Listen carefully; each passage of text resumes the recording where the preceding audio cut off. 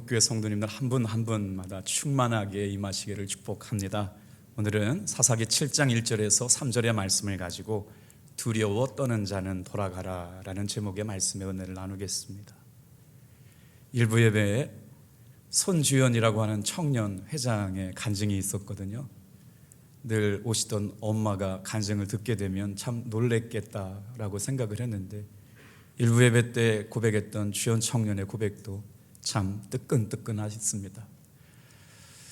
저는 꿈이 하나 있었습니다. 복음의 생명력이 살아있는 교회, 복음의 탄성이 터지는 교회를 이루어가는 것 얼마나 하나님이 기뻐하실까. 오늘 저와 여러분이 드리는 예배 가운데 주님께서 그런 풍성한 은혜를 부실 것을 기대하면서 말씀을 준비합니다. 300만 이스라엘의 군대가 이럭 아랍과의 전쟁이 벌어졌을 때 미국 대학교의 기숙사에는 놀라운 일이 일어납니다. 이스라엘 학생들과 아랍 학생들이 하루아침에 감쪽같이 다 사라져 버렸습니다.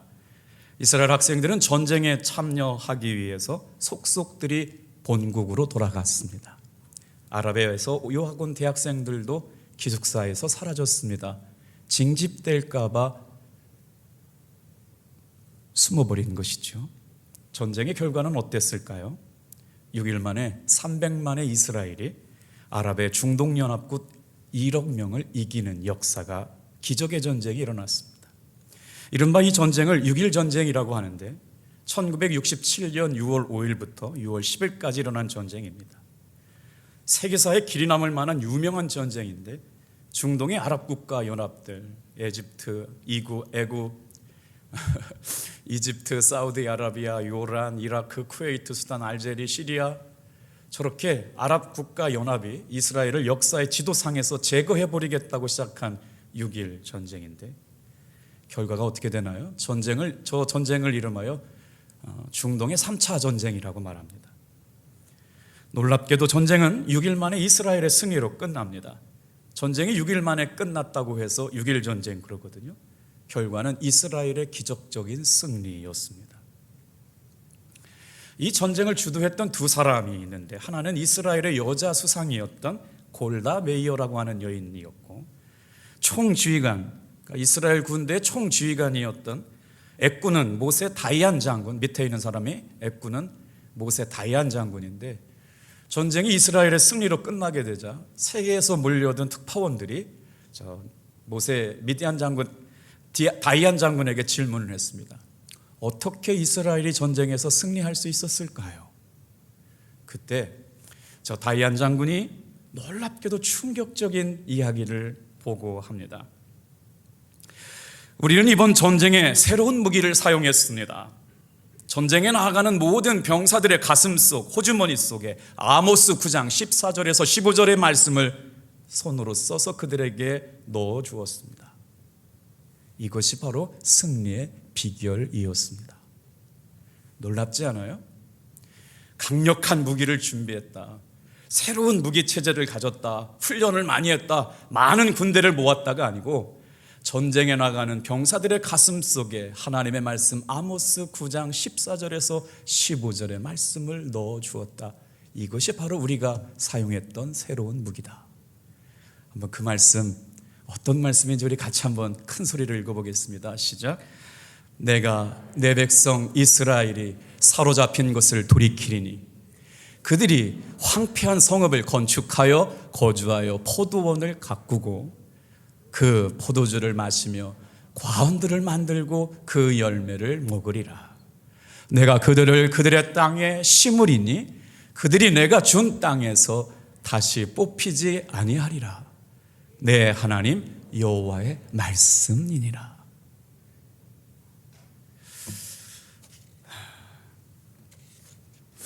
유튜브를 6.1 전쟁을 제가 다시 돌려보면서 깨달은 게 있거든요. 이스라엘 사람들이 6.1 전쟁 앞에서 도저히 승리할 수 없었기 때문에 두려워했다는 거예요. 불안해했다는 거예요. 이거는 끝난 전쟁인데 이길 수가 없었다는 거예요. 300만 명이 1억을 상대해서 어떻게 이깁니까? 그러나 결과는 달랐다는 것이죠. 자, 사사기 7장이 열려지면서 이 이야기는 전쟁 이야기입니다. 오직 누구를 위한 전쟁이었느냐? 하나님을 위한 전쟁이었거든요. 전쟁의 스토리는 우리가 너무나도 많이 들었기 때문에 이 영광스러운 기드온의 전쟁은 이스라엘의 승리로 끝나죠. 그런데 여기서 우리가 주목해야 될 사사기의 사상, 사사기의 정신을 짚어볼 필요가 있습니다. 다 같이 한번 따라할까요? 누가 너의 삶의 주인이냐? 누가 너의 삶의 왕이냐? 이거를 질문하는 질문이 들려져야만 오늘 사사기 말씀이 이해가 됩니다. 자, 이 전쟁을 이끌었던 한 사람이 등장하는데 그 사람의 이름은 기드온입니다. 하나님께서 왜 기드온을 부르셨을까요? 몇 구절을 찾아보겠습니다. 기드온의 부르심은 사사기 6장부터 등장하게 되는데 그는 하나님의 부름을 받은 사람이었습니다. 자, 그때의 상황을 소개하게 되는데 미디안과 아말렉과 동방 사람들이 연합해서 공격을 시작했고 진을 치고 소산을 짓밟고 약탈하며 소와 나귀와 양, 가축 모조리 수탈해가는 그런 환경 가운데 그들의 모습은 마치 메뚜기와 같이 같았다. 무슨 말이냐면 얼마나 수가 많았던지 헤아릴 수 없을 만큼 많은 사람들이 이스라엘에 공격해왔다라고 하는 이야기입니다. 하나님께서 그를 부르셨는데 그가 부름받을 때의 삶의 모습이 놀랍기만 합니다. 그는 농부였습니다. 6장 11절 말씀해 보니까 포도주 틀에서 밀을 타작하고 있습니다. 포도주 틀에서는 포도주를 짜야죠. 그런데 숨어서 하다 보니까 밀 타작을 포도주 틀이 있는 포도원에서 하고 있습니다. 곱씹어 보면 두려워서 숨었다는 거죠. 그런데 그 무시무시한 미디안 사람들의 눈을 피해서 포도밭에 포도주 틀에서 밀 타작하고 있는 그는 직업 정치인도 아니고 정규 군인도 아니었습니다. 그저 땅에 씨 뿌리고 농사 짓고 타작하는 단순한 농부였습니다. 그런데 그를 하나님께서 부르셔서 뭐라고 말씀하시느냐? 가라, 이스라엘 백성을 구원해라. 내가 너를 사사로 세웠다. 어떻게 농부를 사용하시려고 하나님은 그를 부르셨을까요? 그러면서 6장 12절 말씀해 보니까 이렇게 말씀하십니다. 다 같이 한번 읽어볼게요. 시작. 큰 용사여. 조금만 높여서 큰 용사여. 여호와께서 너와 함께 하시도다. 이런 음성이 들리고 나서 기드온을 부르시는 거예요. 두려움에 떨고 있는 자리, 무서워하는 자리, 실패할 것이 뻔하게 보이는 자리에서 농부였던 기드온을 부르시면서 말씀이 그에게 임합니다. 다 같이 한번 따라합시다. 하나님의 큰 용사여, 하나님이 너와 함께 하시도다. 여러분, 농부가 어떻게 큰 용사가 됩니까? 오늘 이 자리에 나와서 예배드리고 있는 사랑하는 성도 여러분, 하나님이 함께 하실 때 농부도 큰 용사가 됨을 믿으시길 바랍니다. 우리 성도들이 세상을 어떻게 이깁니까? 하나님께서 오늘 이 시간에 함께 하여 주시겠다고 불러주셨기에 우리도 큰 용사가 될 줄로 믿습니다. 그런데 그것만이 아니었어요. 기드온은 하나님의 영에 감동된 사람입니다. 사사기 6장 34절 말씀을 보니까 하나님의 영이 그에게 임했다. 얼마나 은혜가 되나요? 일부 예배를 드리면서 손주현 청년의 간증을 듣고 다 울었어요. 저런 은혜가 우리에게 있었구나. 손범수 권사님 우리 교회 오시고 예배 때마다 참 많이 우시더라고요. 울고 싶다고 우나요? 은혜 주시니까 울죠. 눈물을 닦아주시고 그 눈물이 주님의 영광이 되는 교회 되기를, 신앙생활 되기를 축복합니다. 성령 충만한 사람 기드온을 부르셔서 하나님께서 어떻게 사용하시느냐? 하나님의 영이 그에게 임하니까 농부를 큰 용사 삼으셨고, 큰 용사 삼으시면서 주의 영이 임하니까 하나님이 사용하시는 사람이 된 것이죠. 본문 말씀으로 좀 들어가 볼까요? 사사기 7장이 펼쳐지면 전쟁 이야기가 펼쳐집니다. 미디안과의 큰 한판 전쟁을 준비하는 장면이 나오는데 하나님의 영이 임하여서 하나님이 함께 하시도다. 나와 함께 싸울 자는 각 지파에서 나와라. 그랬더니 한마디에 이스라엘 군대에서 32,000명이 모여들었습니다. 그런데 8장 10절쯤에 가보면 무슨 이야기가 나오냐면 미디안 연합군의 군대가 얼마냐? 13만 5천 명이나 됩니다. 산술적으로 4대1로 싸운다고 해도 이스라엘 군대가 미디안 군대를 한 명당 4명씩 죽인다고 해도 몇 명이 남느냐? 15,000명이나 남습니다. 백전백패할 수밖에 없는 전쟁이 펼쳐지게 되는데, 자, 1장을 펼쳐보면 이스라엘 군대가 지금 어디에 진쳤다고 말씀하느냐? 이 행간에 감추어 있던 의미가 참 깊습니다. 다 같이 한번 따라해 볼까요? 하롯센 곁에 진쳤다. 하롯셈이라고 하는 단어가 주는 의미가 큽니다. 하롯이라고 하는 단어는 두려워하다, 무서워하다라는 뜻이에요. 그러니까 큰 전쟁 앞에 부름을 받았습니다만 어쩔 수 없이 두려워하는 건 숨길 수가 없었어요. 불안한 건 숨길 수가 없었어요. 이게 게임이 안 되는 건 어쩔 수가 없는 상황 가운데 하나님의 말씀이 그들에게 임합니다. 여러분의 삶의 자리가 불안하죠? 두렵죠? 노력해도 잘 안 될지도 몰라요. 애도 써봤지만 잘 어디서부터 풀려나갈지 모르겠습니다. 그래서 오늘 우리는 주의 말씀을 듣습니다. 다 같이 한번 따라할까요? 모두가 떨고 있는 시간, 모두가 두려워하고 있는 그때 하나님의 영이 그에게 임하고 하나님의 말씀이 그에게 임했습니다. 사람들은 지금 얘기합니다. 교회는 소용없다고, 예수 믿어봐야 무슨 소용이 있냐고, 기도한다고 코로나는 없어지지 않는다고 정치인들까지 동원해서 조롱하고 있습니다. 그러나 그들이 모르는 게 있습니다. 지금 이 순간에도 하나님은 일하고 계십니다. 말씀하시고 주의 영으로 임하고 계시다는 것이죠. 오늘 말씀을 주목해서 보면 말이죠, 참 이해되지 않는 것이 있어요. 2절 볼까요? 이는 이스라엘이 나를 거슬러 스스로 자랑하기를 내 손이 나를 구원하였다 할까 하미로다. 1절에 읽었잖아요. 이스라엘의 군대가 너무 많다는 거예요. 지금도 4대1로 싸운다고 해도 15,000명이나 부족한데 하나님께서 이 상황을 주목하시면서 뭐라고 말씀하시느냐? 32,000명을 모인 이 군대가 너무 많다, 이런 거예요. 하나님의 생각, 하나님의 계획은 우리의 생각과 다릅니다. 이 말씀의 의미는 뭐냐면 숫자가 엎이듯해서 이스라엘이 그들과 싸워가지고 이겼다고 했을 때 내가 용맹해서, 내가 잘 싸워서, 내가 힘이 있어서 스스로를 자랑하게 될 것을 하나님께서는 걱정하셨다는 거예요. 그래서 말합니다. 다 같이 한번 따라합시다. 두려워하고 떠는 자는 돌아가라. 이 전쟁은 하나님이 행하시는 전쟁이기 때문에 기드온의 부름을 받고 몰려온 군대의 숫자가 32,000명인데 두 번째 돌아간 사람의 숫자가 22,000명이 돌아갔으니 이제 10,000명 남았습니다. 그런데 하나님께서 그 10,000명을 보시고도 말씀하시는 거예요. 아직도 숫자가 많다. 그리고 나서 그들을 어디로 데려가요? 샘 곁으로 데려가서 개처럼 엎드려서 물을 핥아먹는 자리에 한 부류를 세우고 무릎을 꿇지 않고 손으로 물을 떠서 물을 마시는 자의 부류를 한 그룹 놓게 한 다음에 하나님께서 그렇게 순종한 사람 300명만 남겨두고 돌아가게 하시네요.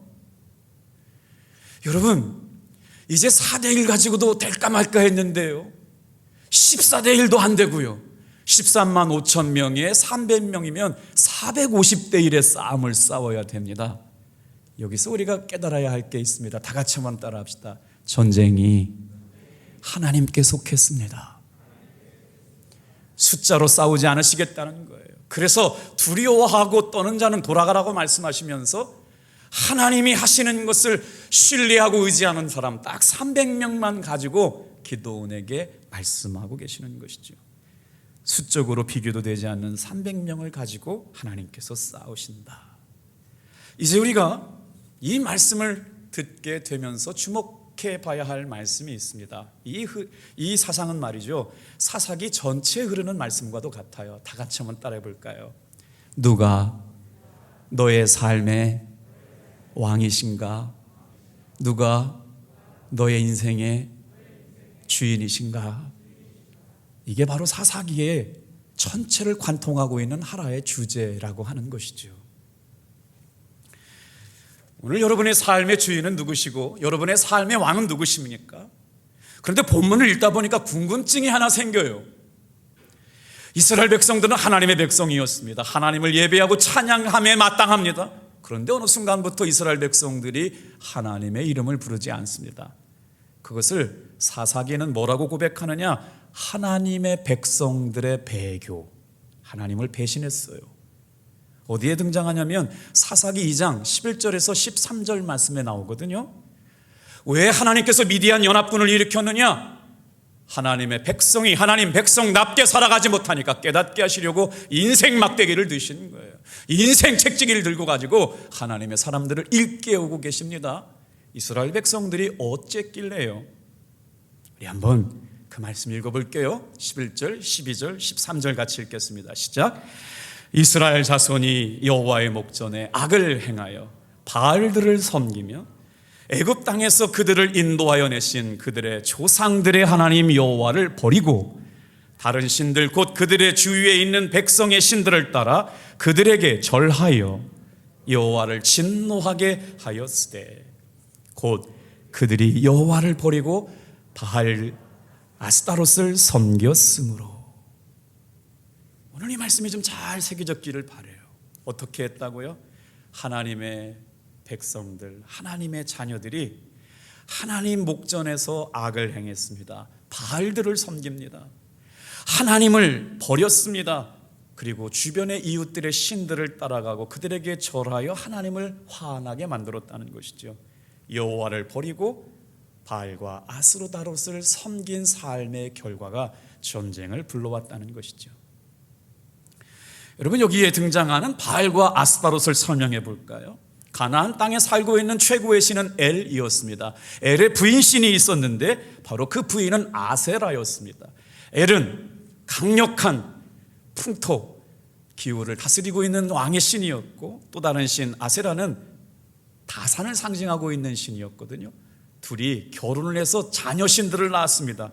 그래서 바알이라고 하는 말은 주, 소유주, 하나님 앞에 하나님의 백성임을 자복하고 살아가야 될 사람들이 다른 주인을 따라가기 시작하고 다른 이름을 부르기 시작했다라고 하는 것이 오늘 본문의 핵심입니다. 그때 남자 신이었던 바로 바알을 숭배하기 시작하고 여자 신이었던 그의 아내 아스다롯을 섬긴 것이 가나안 땅에 살아가야 될 하나님의 백성들의 주인이 바뀌어버린 현실 앞에서 하나님은 그들을 다스릴 수밖에 없다는 것이죠. 오늘 우리는 세속적인 세상에 살아가고 있습니다. 거룩한 하나님의 백성의 삶의 가치를 잊지 않게 되길 바랍니다. 그러면서 하나님은 이 일로 인하여 하나님께서 하실 일이 있다는 것이죠. 바알은 하늘의 폭풍과 비를, 기후를 다스리는 신이요, 아스도롯은 풍요를 상징하면서 땅의 곡식과 가축을 다스립니다. 바알의 종교는 물질적인 풍요를 보장합니다. 인생의 재미를 보장합니다. 아스타롯 신이라는 것이 그렇다는 것이죠. 오늘 여러분의 삶의 주인은 누구신가요? 이제 기도원이 어떻게 하나님 앞에 쓰임 받는지를 살펴보겠습니다. 다 같이 한번 두 번째로 따라해 볼까요? 견딤이, 다 같이 한번요. 견딤이 쓰임을 결정합니다. 사사기 7장 초반에 여호와께서 기드온에게 이르시되라고 하는 말이 반복적으로 몇 번이나 등장하느냐? 2절, 3절, 4절, 7절, 9절. 기드온을 부르시면서 사사의 직분을 주시고 하나님의 영을 부어주시고 말씀을 주시면서 타락해져만 가고 하나님을 거역하고 잃어버려가는 저들에게 하나님의 말씀이 기드온에게 들립니다. 몇 년 동안 견뎠느냐? 기드온은 7년 동안 미디안의 공격을 견뎌냅니다. 말씀을 깊이 묵상하면 생각 들었어요. 오늘 여러분의 삶과 저의 삶에 다 같이 한번 따라해 볼까요? 견딤이 쓰임을 결정합니다. 어떻게 견딜까요? 하나님의 사람들은 하나님의 말씀을 들으면서 견뎌야 합니다. 그래야만 순종할 수 있기 때문에. 자, 2절 말씀부터 9절 말씀을 어떻게 하나님께서 기드온에게 임하시는지를 제가 읽어볼게요. 여호와께서 기드온에게 이르시되, 3절, 이제 너는 너의 백성의 귀에 외쳐 이르기를 누구든지 두려워 떠는 자는 길르앗산을 떠나 돌아가라. 4절, 여호와께서 또 기드온에게 이르시되 아직도 백성이 많으니 내가 너를 위하여 그들을 시험하리라. 7절, 여호와께서 기드온에게 이르시되, 9절, 그 밤 여호와께서 기드온에게 이르시되. 그러니까 하나님이 사용하시는 사람을 다루어가면서 뭐라고 말씀하세요? 자세하게 말씀해 주고 계세요. 하나도 놓치지 않게 말씀해 주세요. 놀랍게도요, 기드온이 나중에 타락할 때 이 말이 등장하지 않습니다. 사랑하는 성도 여러분, 예배 때마다 하나님의 말씀을 겸손하게 듣기를 바랍니다. 하나님의 말씀이 듣는 사람, 하나님의 말씀을 붙잡고 사는 사람이 견디어내는 사람이고, 그 견딤을 잘한 사람이 하나님 앞에 쓰임이 결정된다지요. 어려운 시대를 살아가지만, 두렵고 떨리는 시대를 살아가지만, 두렵고 떨림의 자리에 있지만 하나님의 말씀은 하나님의 사람들에게 계속해서 들려지고 있습니다. 견딘 사람이어야 하나님이 사용할 수 있는 사람인 거지요. 코로나에 방법이 없다고들 많이 그래요. 그러나 이 시기를 잘 견뎌내시기를 축복합니다. 호렙산 기도회로 이기셨죠? 지금은 뭐 하는 시간이에요? 하나님의 말씀 붙잡고 일어서는 시간 되시길 바랍니다. 조금 한 3주째 다가오니까 출석률이 좀 떨어지고 있어요. 새벽에 여러분 말씀 붙잡고 견디어내시는 여러분 되길 바랍니다. 올라오세요. 얼마나 은혜가 되는 줄 몰라요. 성경은 바울과의 지긋지긋한 싸움을 통해서 이루시려고 하는 분명한 목적이 있습니다. 다른 게 아니에요. 하나님을 하나님 되게 하는 것, 왕을 왕 되게 하는 것. 저와 여러분의 삶의 왕이 누구냐고 묻고 계신 것은 바로 뭐냐? 너 하나님의 사람아, 너의 삶의 주인이 누구냐? 너에게 먹을 양식을 주시고 있는 이가 누구냐라고 묻고 있는 거죠. 세상은 어려워도 하나님의 사람들은 하나님의 말씀을 듣습니다. 그래서 요구하시는 거 있어요. 이 전쟁은 하나님의 전쟁이다. 하나님이 친히 싸우시는 전쟁이다. 오늘도 우리가 이 말씀을 듣습니다. 이것은 신앙 싸움입니다. 믿음 싸움입니다. 하나님의 거룩한 말씀 싸움입니다. 그래서 하나님의 사람들에게 뭘 요구하시느냐? 순종을 요구하시는 거예요. 듣지 않는 사람은 순종하지 않습니다. 듣고 싶은 것만 듣기 때문에.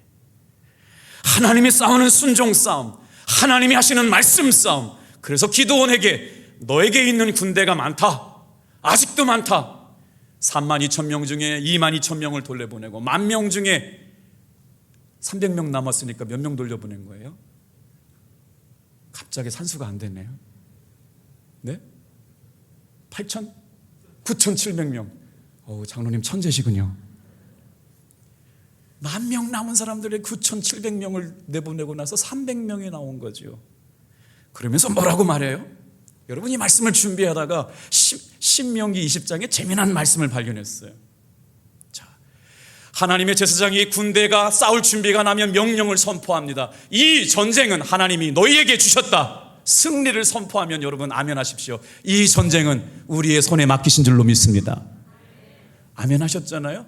그런데 군대 지휘관이 이렇게 아멘 하고 나서 사람들을 숫자를 파악하게 다닙니다. 어떤 사람이요?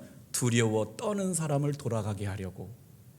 신명기 10장에 이런 얘기 나와요. 전쟁 앞에서 두려워 떠는 사람을 누굴 돌려보내느냐? 첫째, 새 집을 짓고 나서 낙성식을 하지 못한 사람은 돌아가라. 포도원을 만들고 그 과실을 한 번도 먹어보지 못한 사람은 돌아가라. 세 번째, 약혼하고 결혼식을 앞두고 있는 사람은 돌아가라. 네 번째, 다 같이 한번 따라해 볼까요? 마음이 약해서 두려워 떠는 자는 돌아가라. 그래서 하나님이 하시는 전쟁을 믿음으로 바라지 못한 사람들을 귀가 좋지 하고 조기제대시키고 돌아가게 하셨던 말씀들이 있습니다. 여호수아에게 하나님께서 주셨던 말씀을 여러분 기억하세요? 강하고 담대하라. 강하고 담대하를 한번 해석해 드린 적이 있죠. 강하다라고 하는 말이 무슨 말이냐? 하마츠라고 하는 단어예요. 손에 힘이 있는 상태. 담대하라라고 하는 말씀이 뭐냐? 아마츠라고 하는 단어예요. 무릎에 힘이 있는 상태. 그러니까 여호수아가 두렵고 떨 때 하마츠하고 아마츠, 하자크하고 아마츠 할 수 있는 것은 뭐냐? 손과 무릎에 힘이 있는 상태로 만들어줘서 강하고 담대하게 하셨는데 두렵고 떨리는 자는 돌아가라고 말씀하시는 거죠. 다 같이 한번 따라해 봅시다. 견딤이 쓰임을 결정합니다. 바알 신앙에서 왕은 인간입니다. 하나님을 상대화하고 인간을 절대화합니다. 바알의 종교의 목표는 인간의 영광과 쾌락, 풍요입니다. 바알의 종교는 인간의 기분을 좋게 해주는 것이 목표입니다. 바알의 종교에서 물질이 신입니다. 물질이 목표요 최고의 가치인 것입니다. 그러나 성경은 뭐라고 말씀합니까? 우리의 삶의 최고의 목적은 하나님이고 우리의 삶의 최고의 가치는 하나님의 말씀입니다. 오늘 저와 여러분들이 결단해야 합니다. 그렇기에 우리 세 번째로 한번 고백해 볼까요? 시작. 성도의 쓰임은 영광을 위해 사는 것입니다. 어느 교회 신앙생활 좋게 잘하는 청년회장이 사회에 첫 발을 내디뎠답니다. 선배들을 따라다니면서 가르쳐주는 걸 잘 배우게 되었는데 이게 데리고 다니는 데가 좀 그래요. 밤에 회식을 하고 상담을 한다고 하면서 고객들과 만나며 뒷돈 거래하는 걸 가르쳐 주더랍니다. 이 뒷돈 거래하는 자리에 갔더니 말이에요, 술 대접을 가르쳐 주더랍니다. 처음에는 예수 믿는 사람이 이래도 되나 싶었지만 이것도 처세술이겠지 하고 따라 했답니다.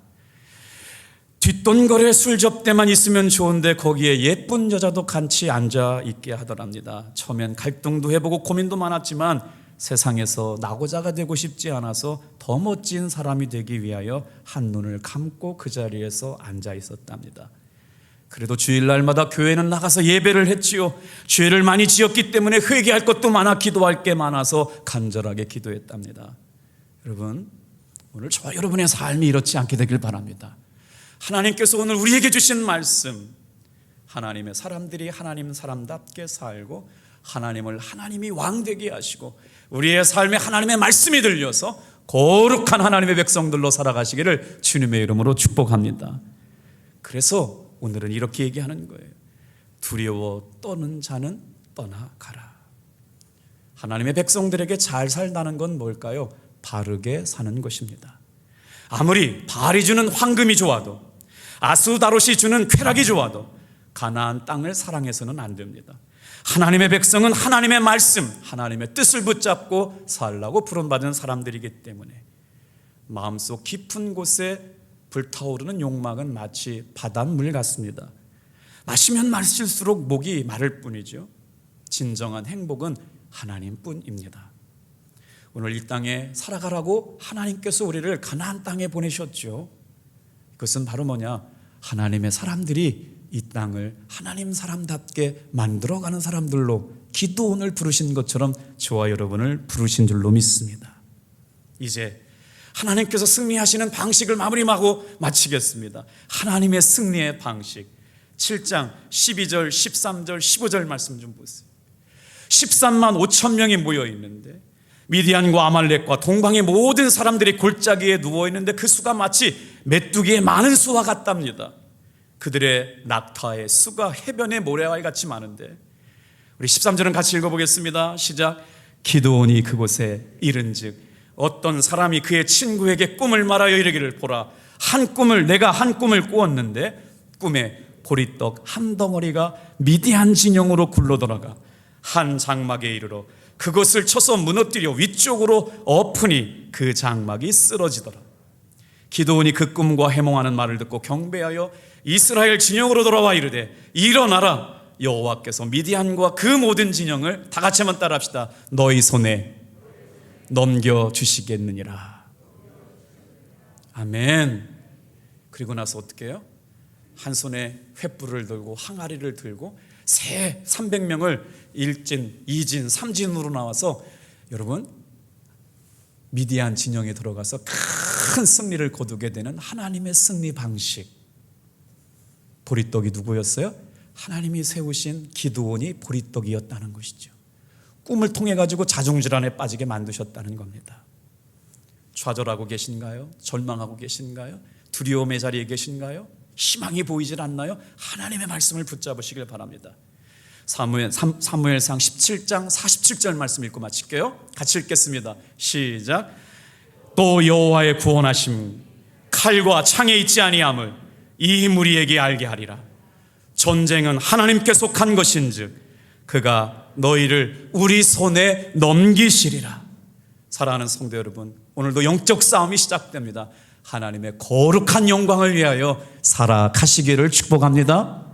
기도원을 부르셨던 것처럼 이 시대에 탑동교회에서 말씀 듣고 예배하고 신앙생활하는 여러분, 저와 여러분을 하나님의 나라를 위하여 복음을 위하여 사용하시려고 부르신 줄로 믿습니다. 기도하겠습니다.